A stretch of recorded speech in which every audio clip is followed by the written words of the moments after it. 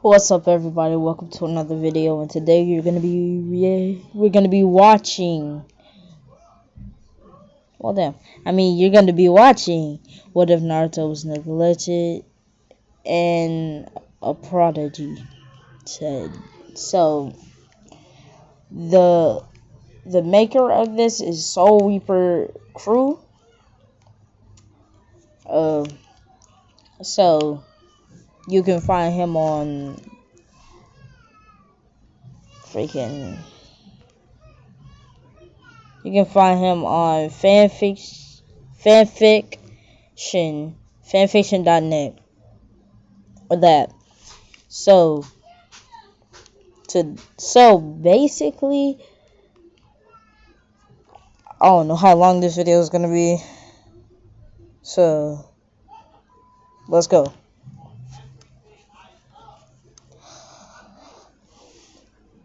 Chapter 1. The night that started it all. Today was October 10th, the day most had recognized as any other ordinary day, just like any other, as the civilians and shinobis of Konoha settled down and began to drift to sleep as the midnight slowly began to approach them. However, none of the residents of Konoha were prepared for the surprising attack by none other than the nine-tailed demon fox. Roaring as loudly as it could, it began to tear into the village. As its shinobi began to rush towards the fox and protect their homes and families. As that happened, the village citizens, as well as the younger generation of the Leaf Shinobi, were taken underground through the younger shinobi against their will. Since they wanted to protect their homes, we can help fight. Don't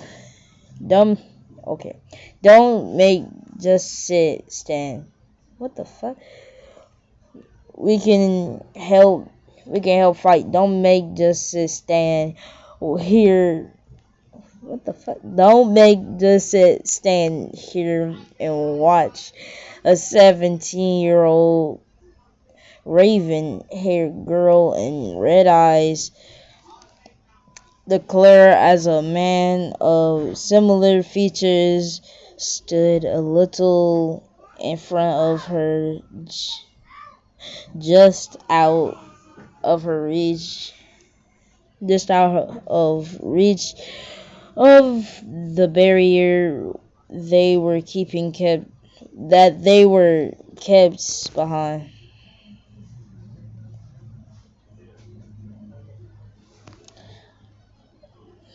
This fight is for the older generation. If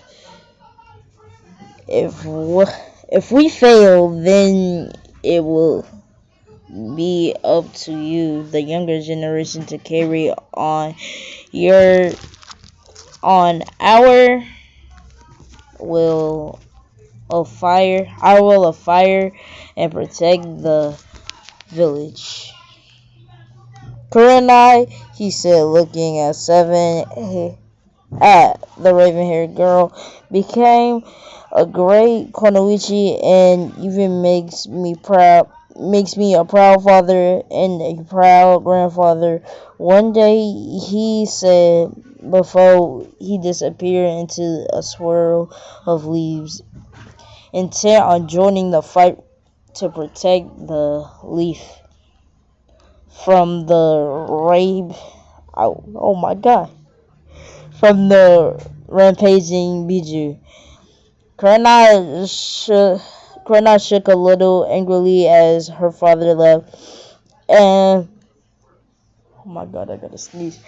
And let a stray tear go down.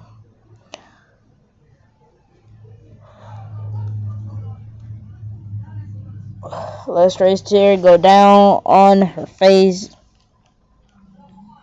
before a hand placed itself on her shoulder. Looking over her shoulder, she saw Asuma Sarutobi, a 17-year-old recently promoted Joni, giving her a look that said, "Believe in him and follow his words." Not like it's not likely. Not liking it, she nodded her head and in agreement, despite not liking it. Besides, her fellow graduation class members and current Anbu Kakashi Hatsuke and his self-proclaimed eternal rival Mike Guy stood there silently as they observed the beast attacking their home with emotionless looks on their face. Despite that, she knew they, along with everyone else, all had the same feeling of wanting to do their duty and not feeling so useless against the Kyuubi. As they observed and watched, a small whimper came from behind them, making them turn around and made their eyes soften. Standing behind them was little 5-year-old Naruto Namikaze. Why did I say this a lot? Naruto Namikaze. Goddamn, nigga. Alright, sorry for that. Standing behind them was little 5-year-old Naruto Namikaze, still wearing his blue pajamas with little shurikens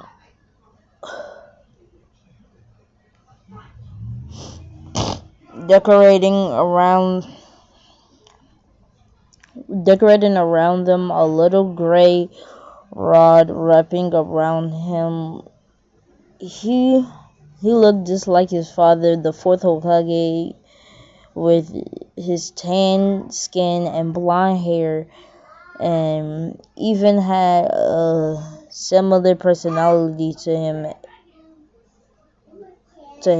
which made him quite quiet but smart for his age. His eyes, though, were violet, just like his mother Kushina Uzumaki, and had bursts of personality at times. He was born on October 3rd and had just celebrated his 5th birthday a week ago with his father and his heavily pregnant mother, who was expecting twins. His parents adored him, and adored him and spoiled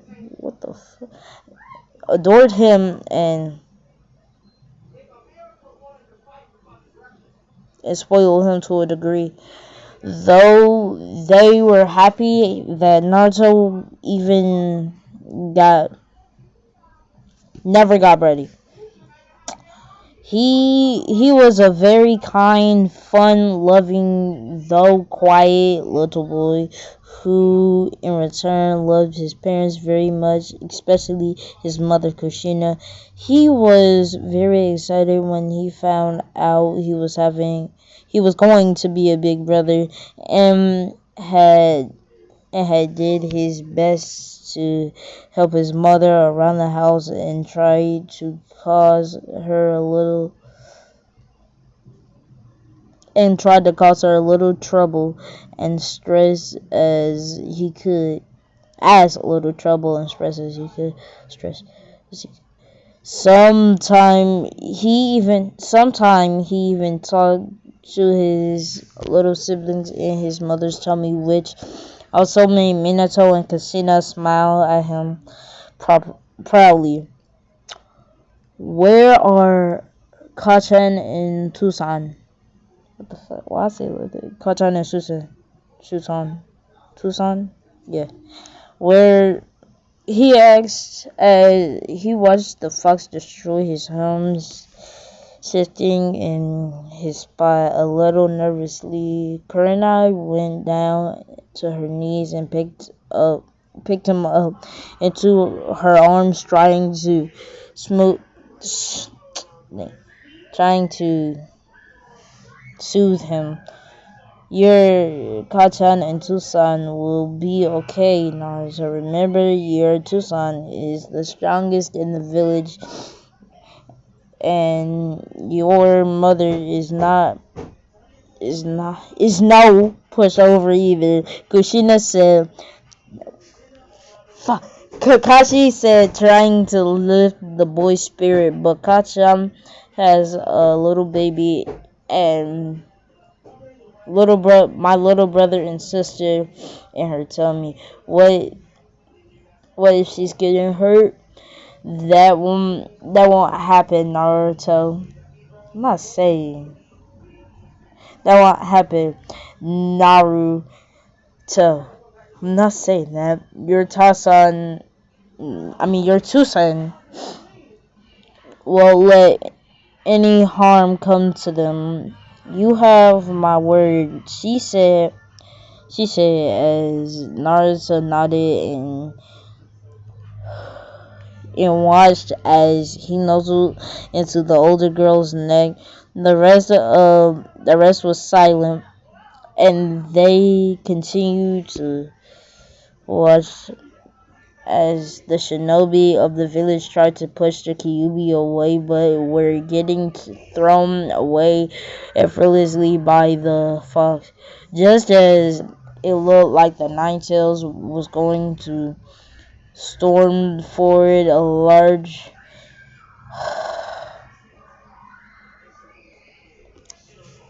elongated staff hit it.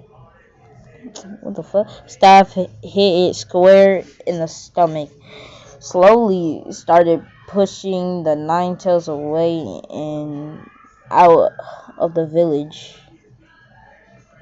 When the fox looked to see where it came from, standing on top of the buildings was none other than Hiruzen Sarutobi, the third Hokage. GG, Naruto said, just managing to see his grandfather-like figure battle the Gyubi while the younger generation smiled at the arrival of the powerful Leaf Shinobi as he watched the third Hokage battle the Kyuubi with long range support from some of the other Leaf Shinobi. Naruto fell to strong energy signatures appeared nearby the land just beside the third Hokage. Naruto smiled when he recognized the signatures. Pervy Sage and Bachan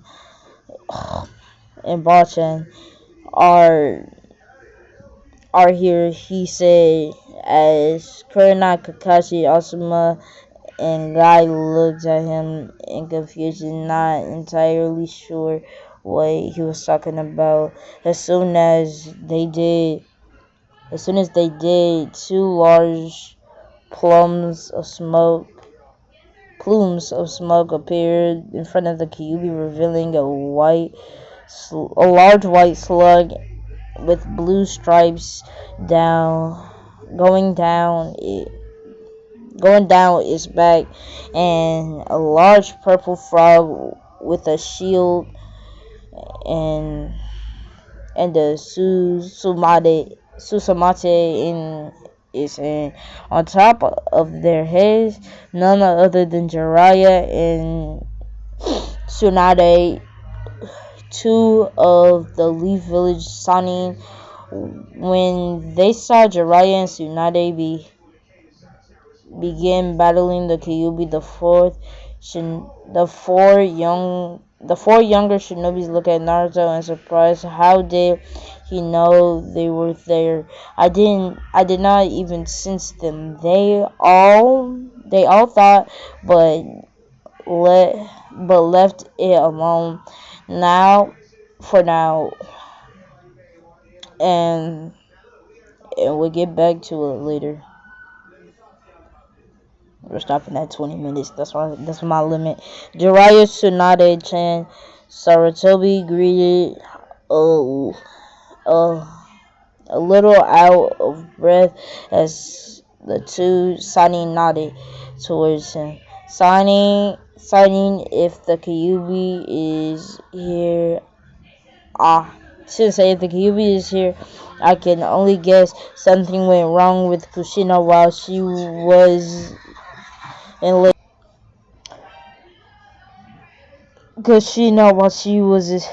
In labor, Jiraiya asked. That seems to be the case, though I have seen her and Minato, have not seen Minato yet. I don't know where they are.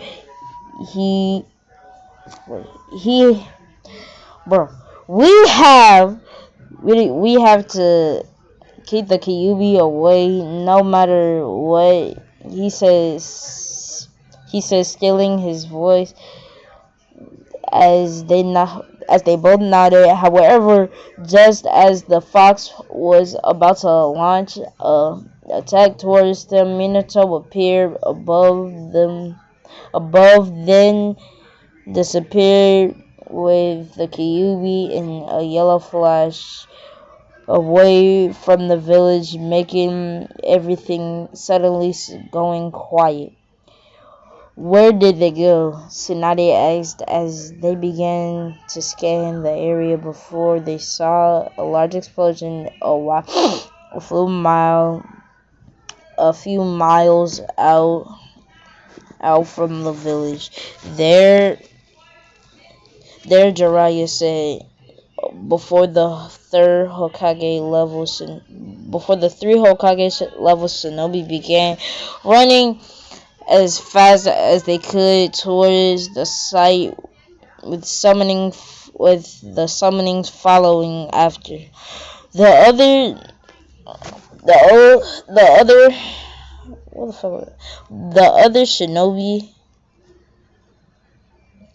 other shinobi watched as the fourth Hokage and Naruto's father vanished with the Kyuubi making many mere, though only four and a little boy knew it was not over yet. Naruto closed his eyes and searched for his dad, having never told anyone that he had always been able to sense where people were. He recognized his parents' signature like the back of his hand. After a minute of searching, he found them outside the village, but he sensed his mother was hurt. It made him want to go to her and stop the Kyuubi from hurting her. He stopped and Gurenai's arms and started running but Kurenai and Kakashi caught him. Let's see. We're almost there. Naruto was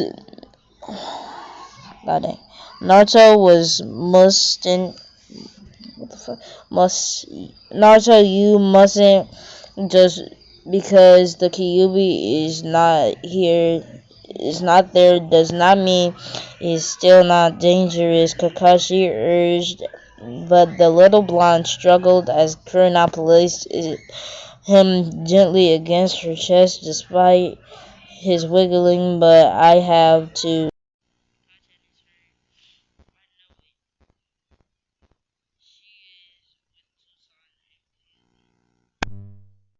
Now that made the others have their eyes widened.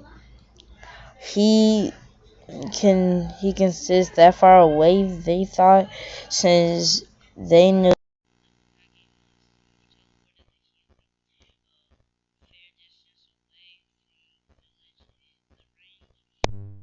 seemed to have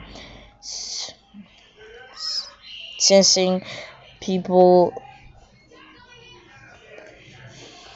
was vast that was